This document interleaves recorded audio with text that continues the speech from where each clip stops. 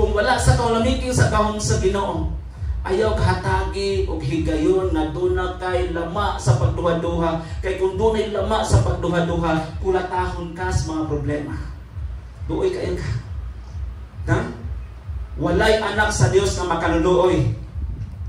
Napapamuliha. Nadunggan ba ninyo mga igsoon ang tambag sa Dios? Nadunggan ba nato ang tingog sa Dios? Nadunggan ba nato ang saad sa Dios? Welcome to Born to Praise TV channel. We are created to worship. Gituuhan ba nato ang saad sa Ginoo? Hallelujah. Kinahanglan nga atong barugan, dawaton ang saad sa Dios, ang protection sa Ginoo sa atong kinabuhi. Sige ingon ang Dios ayaw kahadlok pero nahadlok ra gihapon. No? Dili dia yun enough ang pulong sa Ginoo. Kung dili enough ang pulong sa Ginoo, ang ato ang healthy mind dili pa 100%. Man ingon dito sa usa sa pulong sa Ginoo last time natong gisgutan. Please dungagi ang akong pagtuo. My faith is not enough. So kung my faith is not enough, usay buhaton nimo. Undang bakas pagpaminaw. Kung nag-declare ta nga ang akong pagtuo dili paigo, meaning mo undang ba dai kas pagpaminaw. Mundang pa diya kas pagpamalandong. So kung ang atong pagtuo dili enough, ano sa ana siya mo 100% mga igsoon? When we surrender our life before God. Di nato sukuan ang problema mga igsoon. Kay ang problema gidesign na mga igsoon sa kinabuhi sa tao aron nga mududtot tas pagpangalagad sa Dios, nimo palayo tas pagpangalagad sa Ginoo. Amen. Gigamit ang mga problema sa itong makinabuhi aron nga mahimo tangkos gan. Gigamit mga igsoon ang mga pagsulay sa kinabuhi aron mahimo tang tinuod nga katawhan sa Dios. Katawhan nga giomol sa Ginoo aron daygon nato ang Ginoo mga igsoon. Hallelujah. Sa diha mga igsoon nato nabatunan na ang counsel sa Ginoo. Nabatunan na nato ang tambag sa Dios. Nabatunan na nato ang saad sa Ginoo. Kinahanglan nga kitang tanan mangita sa comfort sa Dios. Na? Mangita sa comfort sa Ginoo. This is an invitation of God. Matthew chapter 11 verse 28. Umari kamo kanako kamong tanan nga gikapuyan o gibukatan sa inyong gipas-an. That is an invitation. Unya ang invitation mga igsoon para nimo para nako aron nga kanunay tang mupahulay sa iyang presensya. That is one way of seeking His comfort. Kung palayo kita sa presensya, we are away from the presence of God. Na? Kung away ka sa presence of God, na miligro ang atong kinabuhi, seeking His comfort, nagpasabot na mga igsoon, nga kinahanglan imong panganduyon ang presensya sa Ginoo. Hallelujah. Then, aside from seeking mga igsoon, naa dito makita nato mga igsoon, ang pag-ampo, pagpamalandong sa pagkamaayo sa atong buhi nga Dios. Usa ni siya katul, pag-ampo o pagpamalandong mao ni siya ang tools para sa mental health. Para sa mental health is all about peace. It's all about sound mind. It's all about self-seeking unto God. Mao na siya mental health. Hallelujah. Kinahanglan nga walay makapadeprave anak mga igsoon because that's talking about you and me. Hallelujah. Dalay ko na itong buhi nga Dios. Then, sa seeking His comfort, naa diha mga igsoon ang iyang mga pulong nga maoy tinubdan sa encouragement. Source of encouragement ang pulong sa Dios. Naan kung wala tay word of God, wala tay food every day, food of our soul, dito mo atake mga igsoon ang yawa. Aron nga mahimong dili nato mabuhat ang ipabuhat sa Ginoo sa atong kinabuhi. Pinaka importanteng butang nga gipangayo sa Ginoo kaning mga tawo nga mo worship sa iyaha. Bended his or her knee para sa hari sa tanang mga hari o Ginoo sa tanang nga mga Ginoo. The last mga igsoon kaning gitawag nato last R, response of our hearts. Response. Kuman nato nadunggan mga igsoon ang reality, nakita nato ang reality, nakita na pud nato mga igsoon ang tabang nga gikan sa Ginoo panahon sa kalisdanan, then unsaon nato ni siya pag-response. Unsaon nato ni pagtubag. Gitudloan nato sa Ginoo mga igsoon sa tanan nga pwedeng posibleng buhaton sa Dios, then unsaon nato ni siya pagtubag. Reply na tas Ginoo. Kuman gisultihan ta sa Dios. Munang gitaman ta sa pagpaminaw lang i-response nato mga igsoon. Hallelujah. Ang response ani, number 1, kaning gitawag nato choosing faith over fear. Everybody say choosing faith over fear. Choosing faith over fear. Ana natas pagpili. Hindi mo tapad pilia ang pagtuo. This is your assignment. Application nato ni.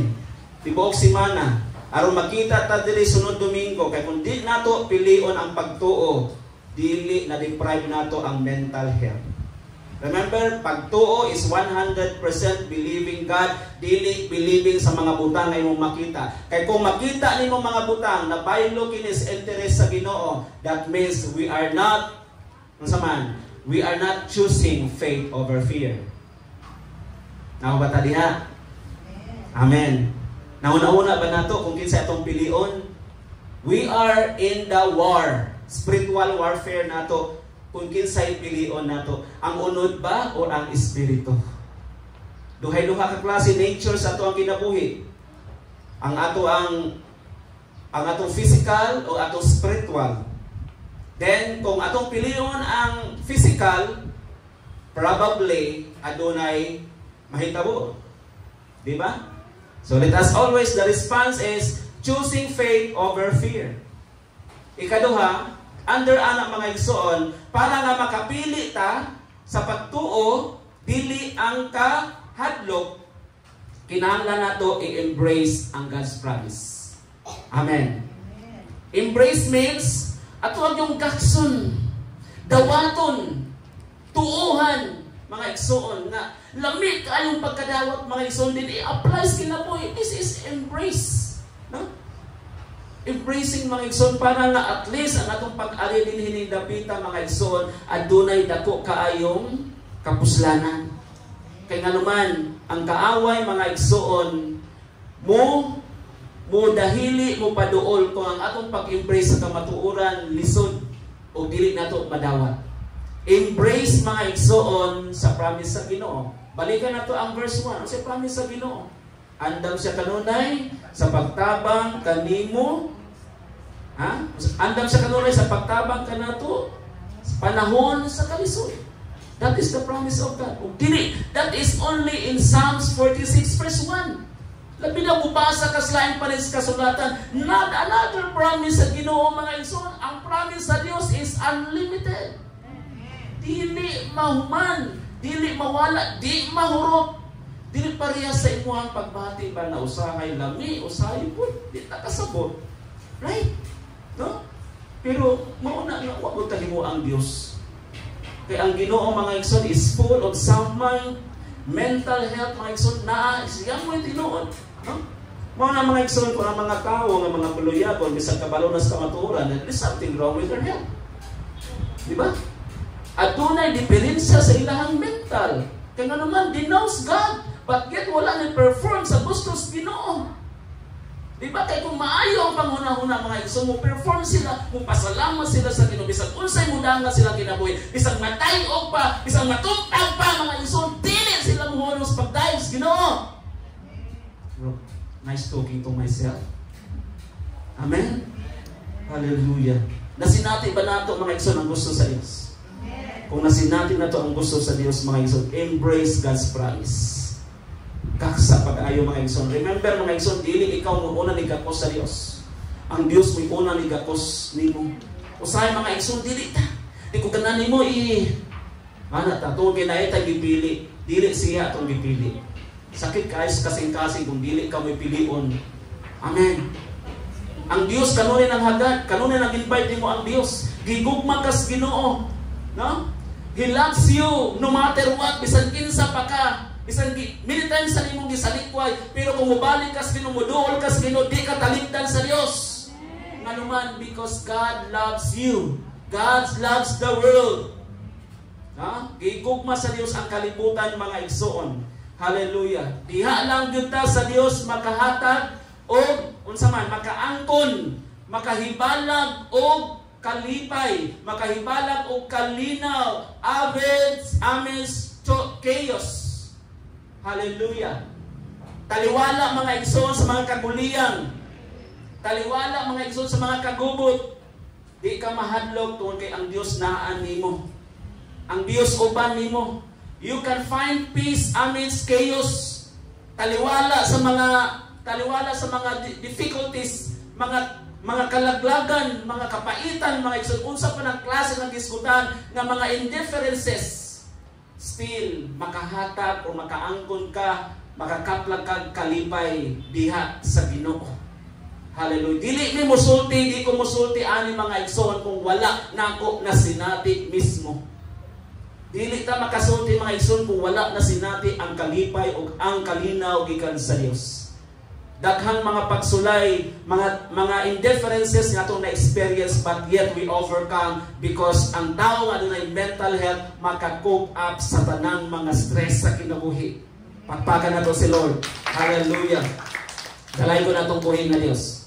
Finding peace amidst chaos, that means sa dihang imong nadawat, natagamtaman, naibalag nimo ang kalinaw nga mao ang Dios taliwala sa mga kaguliyang. Kinahanglan tag as a response, mga igsoon, sa tubag, mga igsoon, kinahanglan nato ni ikinabuhi ang pagpasalamat. Pagpasalamat nga adunay tumong. Huna-huna, gamiton ang huna-huna tungod kay ang Dios nagpanalangin nimo. Ang Dios nagbubo sa naghingapin nimong grasya diya sa Dios. Then, atong i-engage in community support and fellowship. Muna karon mga igsoon itong gibuhat, fellowship. Ingon ang Hebrews chapter 10 verse 25, 24. Hayag undanga ang nabatasan sa panagtigom sama sa gibuhat sa uban. Amen. Unsa giingon sa pulong sa Dios? Ayag undanga. Dinanay mo tapat, ayag undanga. Atong i-define pa yun. Ayaw absent. Okay, kung muundang ka, ma-absent na ka. O mu-absent ka, di ba niundang ka? Amen. We're talking about fellowship. Ingon na ayaw absent, kay hapit na mahuman ang closing. Sige, absent. Hapit na mahuman ang closing, mga igsoon. Hapit na mabalik si Lord. Amen. Ma-absent ganitan na mabalik kalit ang Diyos. Ingon si Jesus, pag-ampo mo nga pagbalik sa anak sa tao, dili matulong o adlaw ipagpahulay. Nganong unsa may naa sa adlaw ipagpahulay? Adlaw Domingo, di ba? Ang mga tao busy. Dili mo simba. Tuas lain-lain nga mga kalingawan. Ang uban naas balay, natulog. Kuyaw. Di ba? So kinahanglan ang atong fellowship asa. Dito ba sa bye-bye? Dito sa dagat? Dito sa swimming pool, dito sa rest house, sa best resort? Dili. Sa trabaho? Hello? Naa sa presensya sa Ginoo.